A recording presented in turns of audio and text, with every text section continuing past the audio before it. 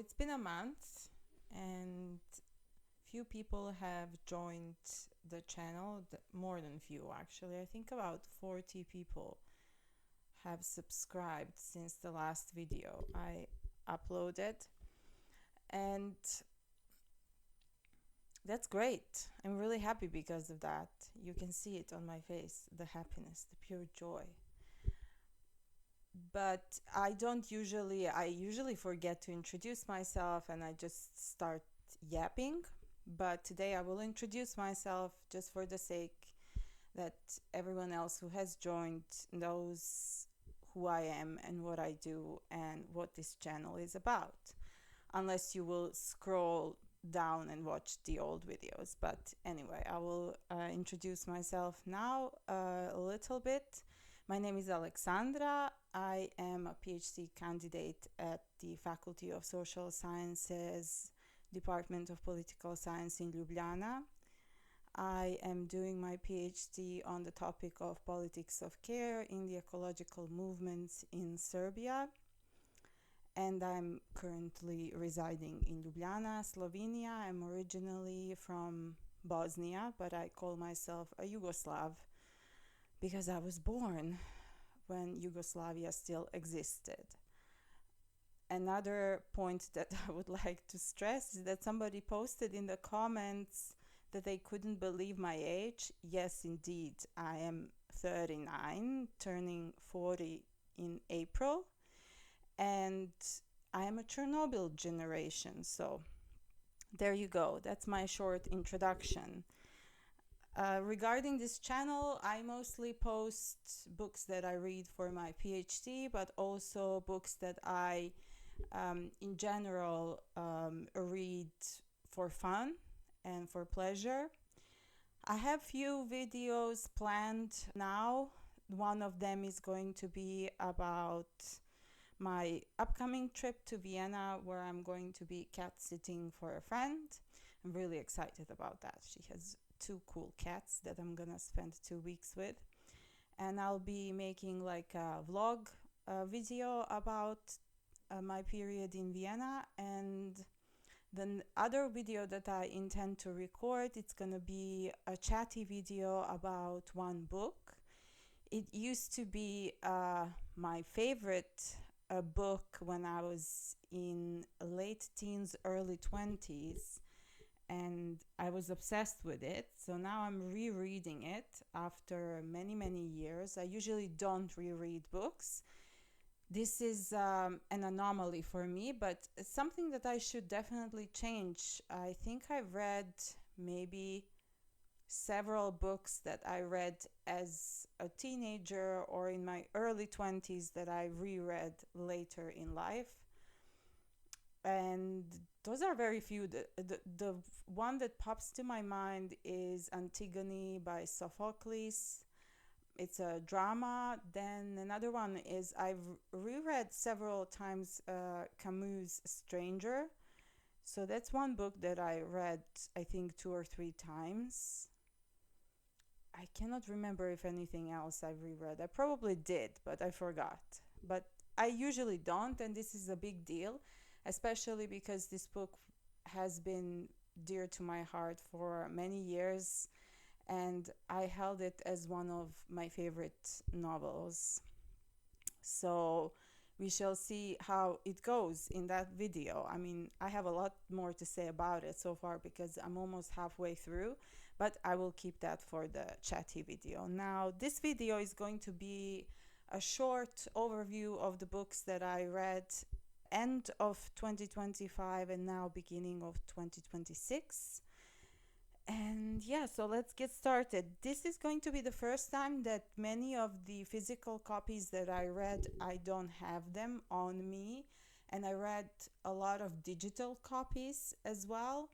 So I don't have physical copies of the books with me, and I will put the, I think in this corner here, I will place the cover of the book that I will be talking about. We'll start from the end of 2025, and the first book on the list is Walking on the Ceiling, a novel by Ayşegül Savaş. This novel is set in Paris.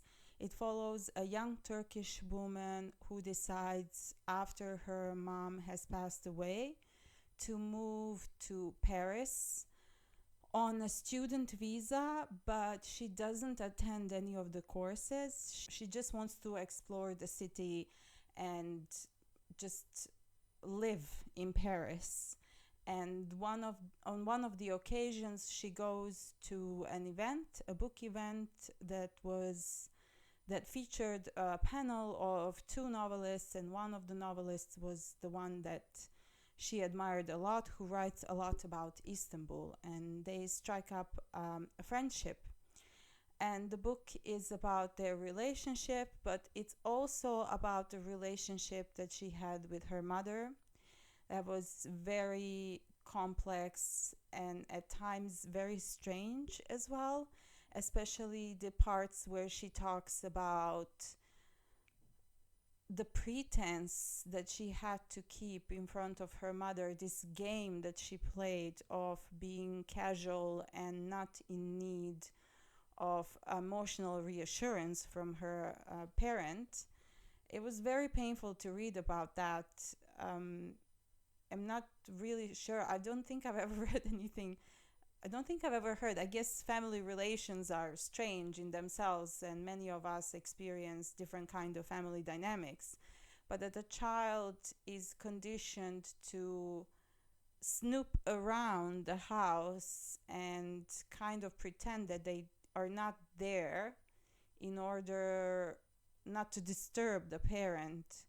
It was a very peculiar dynamic, and it was painful to read it because you could see that she's in a lot of pain while describing these scenes and her relationship with her mother. I did enjoy it. It didn't really, it's not a masterpiece. The language is very simple. It's very, has a very nice flow to it. The topic is a little bit difficult, nothing too, obscene. It was interesting. It's a nice and relaxing book. I wouldn't say that it is relaxing, but you can read it pretty fast. And if you're the one trying to achieve the goal of, I don't know how many books to read this year, this book definitely could help you spike up the numbers. Then the next one, I have to use my phone for the purpose of reminding myself what I read next. Next one is also a physical copy, and that is Bell Hooks, The Will to Change, Men, Masculinity, and Love. It was interesting because when I was reading this, I was reading another novel that I will talk about after this book. And they were very complementary because the topics, the subject of patriarchy and how patriarchy harms men and how women take active role in maintaining the patriarchal relations is tackled in this book by Bell Hooks, and it was very much related to the novel that I read in parallel to this one. It took me a little while to read it. I had the novel, not this. This one I read really fast, I think in a few days. She writes just brilliantly. Her language is so smooth. Her points are very clearly communicated, and the examples that she uses from her life to analyze the patriarchal structure, it was just brilliant and on point. And I found myself reflecting also on some moments in my own childhood and in later life as well. And it challenged me in a way to also deconstruct some of my own notions about masculinity and how men operate within patriarchy, not just as oppressors or benefactors of patriarchy, but also as victims of patriarchy. Of course, at one point she also explains that, but she dives really deep and stresses that despite this fact, they are still benefiting a lot from patriarchy. And this needs to be acknowledged and not use the position of victimhood to kind of steer away from responsibility and the role that the men have in patriarchal societies. I also found it very, very on point, parts where she describes how mothers are actually reinforcing the patriarchal norms when it comes to raising young boys. And this was brilliant. I couldn't recommend it enough. I loved this book a lot. And I think it should be a mandatory read. It's quite short. It's really beautifully written. And yeah, read Bell Hooks. Next book I don't have with me because I left it my home with my mom in my home library. It's called Like Water for Chocolate by Laura Esquivel. Esquivel. This book I bought while I was in Portugal and started reading it there. And then I took a little break from it and came back to it. The novel follows, it is magical realism, I have to say, because I didn't go into it knowing that it was magical realism, and then I exchanged several messages with a friend of mine who was reading it as well at the time, and then didn't quite catching because I catch the magical realism part about it as I was maybe 20 pages in.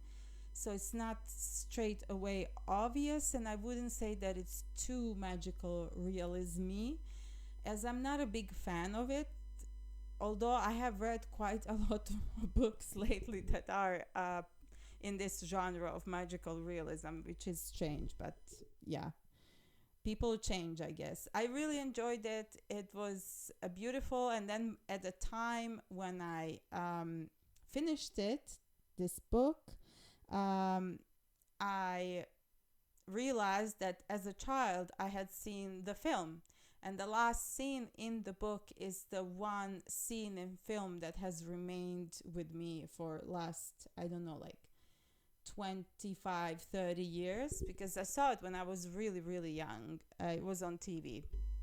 Back then we didn't have this supervision or like some kind of a sign that the film shouldn't be watched by a certain age that the kids are. So what is the book about? It follows the main character. What was the name of the main character? Let me see if it says in the description.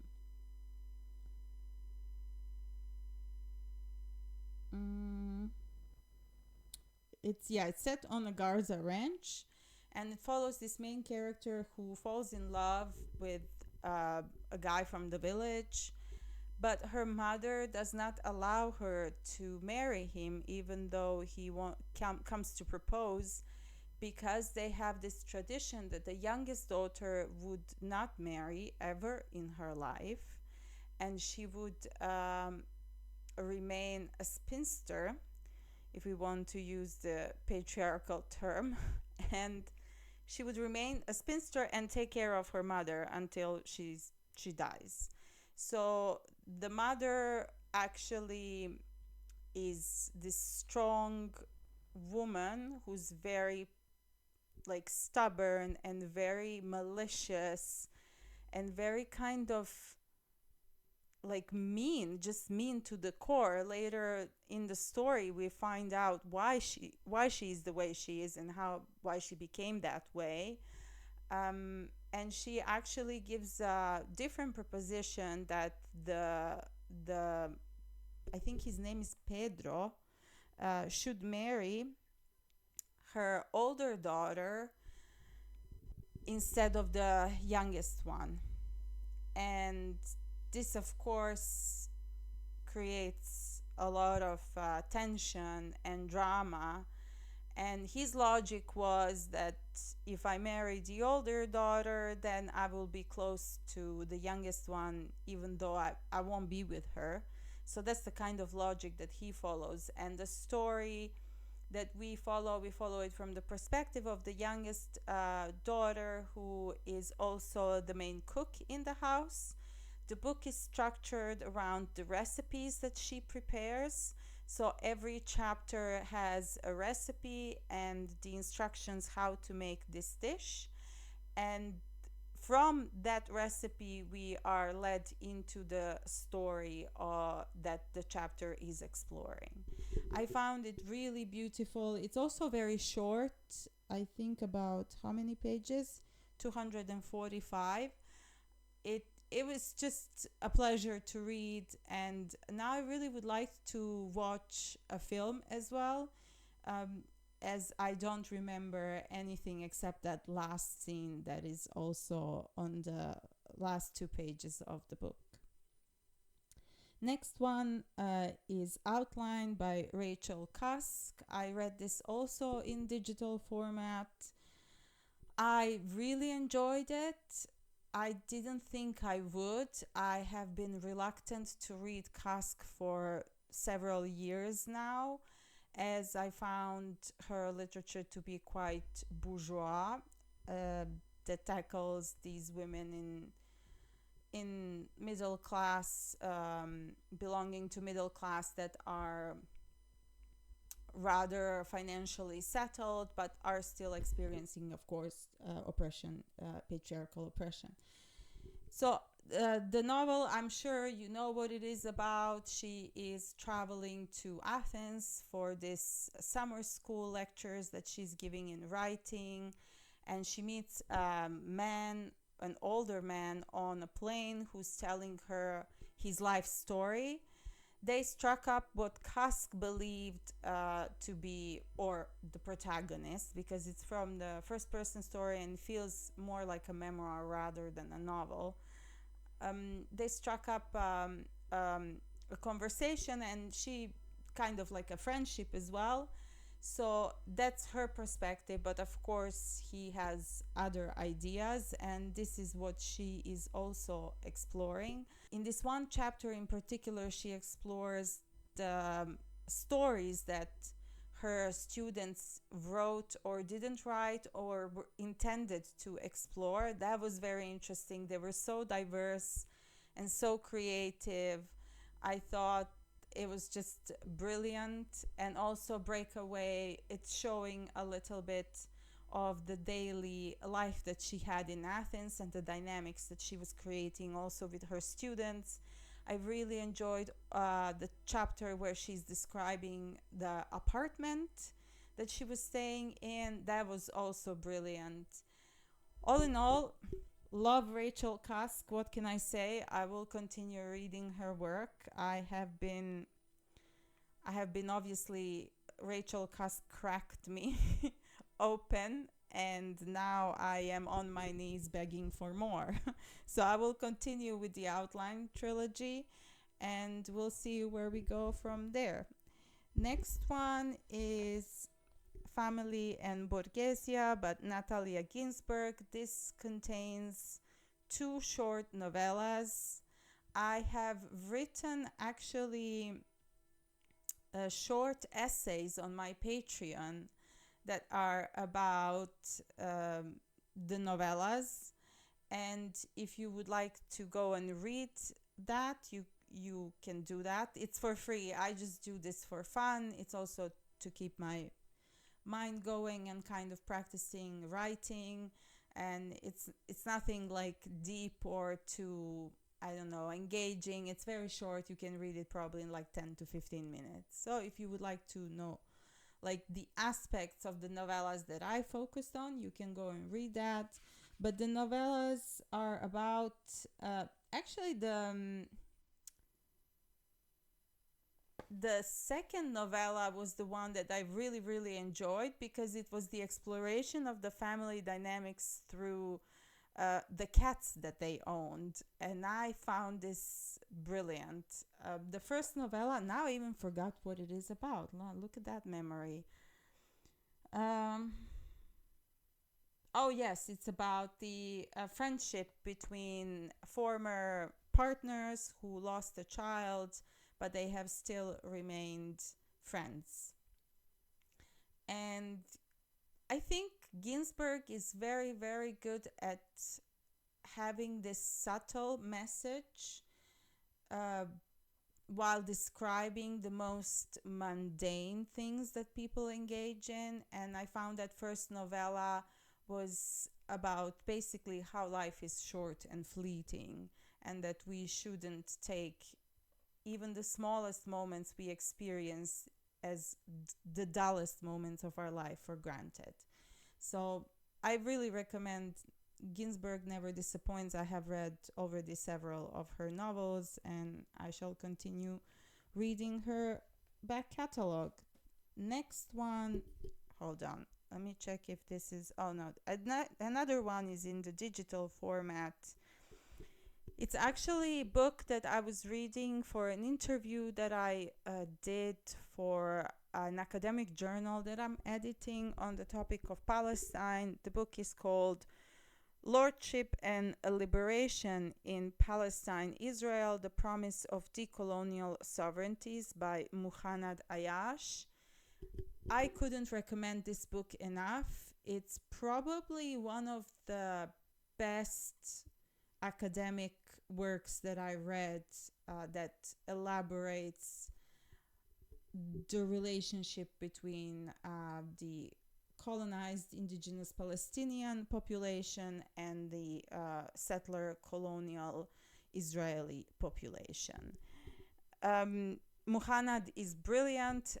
We did the interview this week, and I was a little bit stressed. We had also some technical issues that he helped me with, as it was my first time doing anything like this, and I really appreciate that. He is truly a really kind person. He's teaching in Calgary in Canada, and the book is rather complex for me to sum it up very quickly here. I will just say that it is exploring the relationship between the indigenous Palestinian population and the settler Israelis in the context of land governance. And how do Palestinians perceive and understand the land, and how they see themselves in relation to the land, but also how the Israelis treat the land. And there is like a stark difference there, and it's really truly brilliant. I don't think I've read such really densely compacted book in I think it's about 300 pages, 384. So I highly recommend it. And if you would want to read also the interview that I did with Muhannad, you can also order the Çakızı once it's out. It's probably going to be out in, I think, September. Let's hope. We shall see. We are still collecting the material. Next one is a chunker, and it's Death by David Graeber, the first 5,000 years. I don't think I need to say anything. Anyone who has read any Graeber, it didn't disappoint. I was reading it for almost 2 months, off and on. I was doing really in-depth reading because I'm using his work for my PhD. The theoretical and methodological framework is based on his work. So I really needed to have a deep dive into the book, and I did that with his other works as well. I think this is very fairly accessible to anyone who is not an academic and is not really reading a lot of academic nonfiction. David Graeber has this ability to write about really complex historical events in a very approachable language, and I think that anyone who is interested to understand the history of that should read this. It is a chunker. It has a lot of footnotes as well that are at the back of the book. I do recommend, if you're reading it, also to read the footnotes, as they are sometimes very, very important. Sometimes it's just a reference that he's giving, but sometimes it's further clarification on the matter at hand in the paragraph that you're reading. I will be doing another video, a separate video on Graeber's work, where I will be going more in depth about all of his publications, mostly books. I will talk about books, not articles, because that's a whole different beast. And those articles are very often niche and very anthropological for anyone who's really interested in that. That's a very small number of people who might even come across my channel to want to have some instructions about David Graeber. And also those who are in academia, who are reading Graeber, are also reading that. So that would be completely pointless. But for the wider audience of 280 people here, I will do a video, a deep dive in his work, and I will make suggestions where you should start and how you should proceed with reading his Uber. The last book that I will talk about is the most recent read. It's called, I also borrowed it to a friend to read it.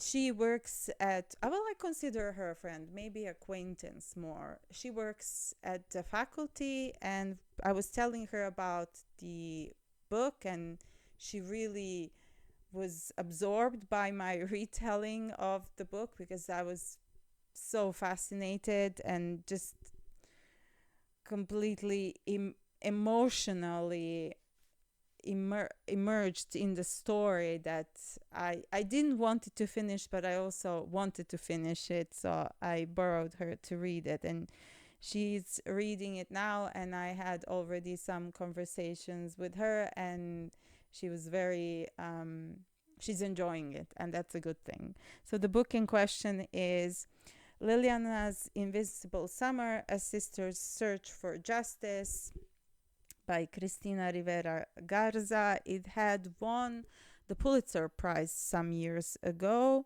It is a non-fiction book, so it's sort of like autobiographical or more like a memoir, but a memoir that is dedicated to the life of her sister. I was also very intrigued by the archival research that she did for the book, and that's something she also mentions and explores in the memoir.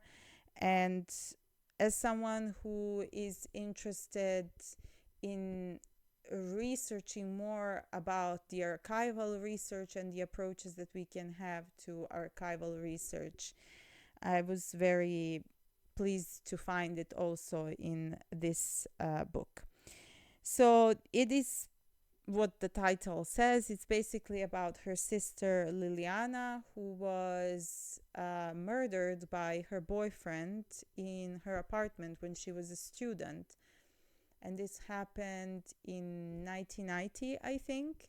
So quite some time. And this book stands as a representation of her sister's life, what she was and who she was behind the relationship that she had with each individual. So she talks about the relationship she had with her, that her parents had with her, her friends, her classmates, but also about the things that Liliana was very good at hiding, and that is the violence that she experienced with her boyfriend at the time. So it explores the topic of domestic or more relationship violence, intra-partner violence. So trigger warning for anyone, who doesn't want to read about that. It's not as heavy, I would say. It's not that particularly charged with details of the violence. We can just there are brush strokes and kind of a little bit some mention of it here and there, but that's not the focus. The focus is to celebrate Liliana, who she was as a person. And we also hear in some chapters from her former classmates who she was, people that she dated and who had shown interest in pursuing her as a potential partner. So pursuing, that's a telling word, I have to say, in the context of the book, because that's what they actually do. I have also written a short essay about this book on my Patreon, and if you would want to read it, you're very welcome. It's called, I'm gonna tell you now. So it's called The Feminist Reading of Liliana's Invincible Summer. I use some academic articles regarding the patriarchal relations in Mexico in particular, in order to situate the context in the essay. And I use I would say, an academic approach in it. It's also very short, but I also try to humanize the story. So not overly academic, but I do use some sources, and the sources are listed below in bibliography. Very academic of me. So those are the books that I read. Currently, I am reading several books, some in digital format, some in physical. One of them is Decolonizing Methodologies. Another one is Portrait of an Island on Fire by Ariel Saramandi. And one that I started, but I haven't really, I'm now on page 37. I haven't picked it up in quite a while, simply because every time I want to read it in the evening, I'm so tired, and the story requires your full mental capacity and focus, because it's very detailed. It's beautifully written. It's one of the books that I had for my 2026 reading goals. It's Eleanor's Catton's The Luminaries. I'm hoping that maybe now when I go to Vienna, I will be reading more of it. I will certainly bring it with me. So those are all the books that I wanted to talk about. My mouth is dry. I need coffee because I didn't have it this morning. It's already noon here in Ljubljana.